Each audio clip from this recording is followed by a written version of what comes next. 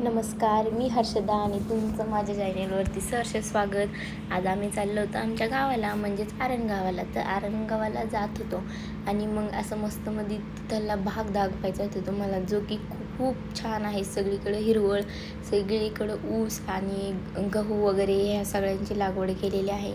कांदा या भागात जास्त पिकवला जातो आणि भरपूर भाज्या वगैरे, म्हणजे तिकडची लोक आहे ना, भाज्या ह्या विकत आणतच नाहीत. सगळं काही दारासमोर किंवा दाराच्या मागं असं सगळं वावरात लावलेलं असतं. आणि आता हे आम्ही पोचलेलो आहे आरणगावला. तर जाताना हे आमची अशी वावरं तुम्हाला दाखवायची होती. आता इकडे ना सगळीकडे गहू लावला आहे आणि शेजारी आमचाच ऊस आहे. तर आता ह्या वर्षी गहू काय आम्हाला कमी पडत नाही, कारण गव्हाला इतका बाजार आहे. आणि माझ्या सासऱ्याने गहू लावल्यामुळं मला तर खूप आनंद झाला. 2-4 गोणी तर मी आणतच असते आता. त्याच्यामुळं पण कामाला काही मी जात नाही, कारण मला काही येत नाही. आणि माझा आणि शेतीचा काय लांबपर्यंत संबंधच येत नाही. आता गहू कुठे आहे आणि ऊस कुठे आहे ह्याच्यातच मी कन्फ्यूज झाले होते, की हा गहू आहे का तो ऊस आहे. मग त्याच्यानंतर मी थोड्या वेळाने पाहिलं की हा ऊस आहे आणि हा गहू आहे म्हणून. नाहीतर एवढं हसत होते सगळेजण माझ्यावर की ऊस आणि गव्हामधला याला फरक कळाना. तर काय आहे ते आहे. आता असा सीन पाहायला तुम्हाला कोणाला नाही आवडणार, इतका सुंदर. आणि सगळीकडं आहे ना, इथून तिथून शेत आहे, ऊस आहे. आणि ह्या ऊसामधून घरापर्यंत जायचा आनंद इतका छान होता ना. आता इकडं गुळाची फॅक्टरी पण जास्त बनतात बरं का, म्हणजे गुळाचं जास्त उत्पन्न असतं. आता घरी गेल्यानंतर इकडे लगेच 2-3 कळलं झाली होती आणि आतूच्या मांडीवर जाऊन लगेच गोलू टपकन बसला. आणि हा कुत्रा आहे ना, खूप डेंजर आहे बरं का, वाघाला फाडतो. आता विषय असा आहे, ह्या आजीबाई, आता आजी आहे ना इतक्या वयाची झाली ना, जवळजवळ साधारणतः 100च्या आसपास आलीच असेल. पण म्हातारी इतकी डेंजर आहे, बोलायला पण आणि कामाला पण. काय 1 मिनटं अशी काही बसत नाही. कुठं पण जावा, इथं बसलं का तिथं काहीतरी बोलन, तिथं बसलं का तिथं काहीतरी काम करण.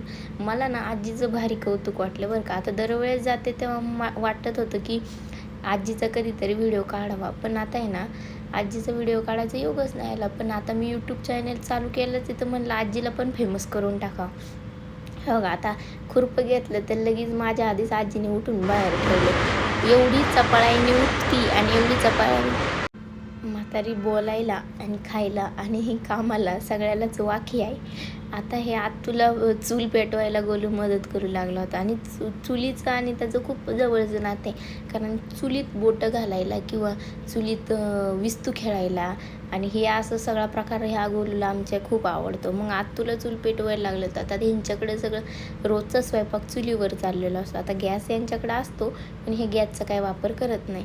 आणि मस्त मध्ये मग चुलीवरची, म्हणजे असं मेनू ठरला की चुलीवरची भाकरी आणि मटण करायचं आहे. तर मस्त मध्ये असे भाकऱ्या वगैरे केल्या. आता मला ताई म्हटल्या की नाही का, तुला येतात का भाकरी. मला आता येत होत्या, पण मी चुलीवर कधीच केलं नाही. मग ताईंना म्हटलं, ताई मी बघते, आता तुम्ही करा.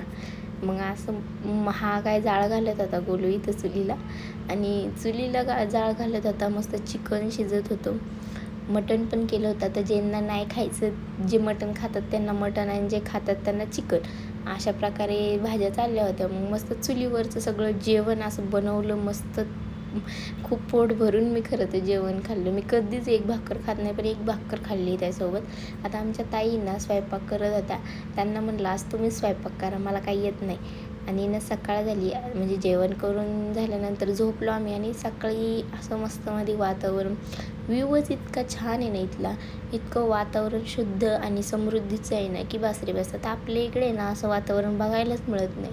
अशा वातावरणात जायला पण 2 दिवस 4 दिवस मजा येते.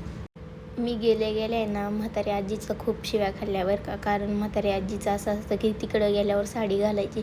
मग साडीवरनं मला खूप भाषण भेटलं, पण ते मी भाषण ऐकून घेतलं, कारण आता त्यांच्या इकडं गेल्यावर हे साडी ड्रेस वगैरे चालत नाही, त्याच्यामुळे मी समजून घेतलं. पण म्हाताऱ्या आजीला म्हटलं, नाही हो मला नाही जमत आता साडीत, मला सवय नाही. आणि त्याच्यानंतर हा असा पॉईंट होता, इतका सुंदर वातावरण.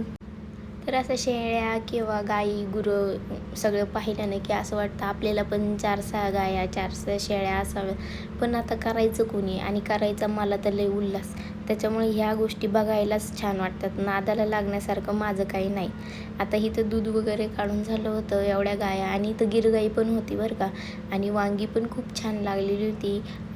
ताईंनी वांगी लावली होती. बरं अशाच ब्लॉग बघण्यासाठी मला आत्ताच सबस्क्राईब करा आणि आत्तापुरतं बाय बाय. See you.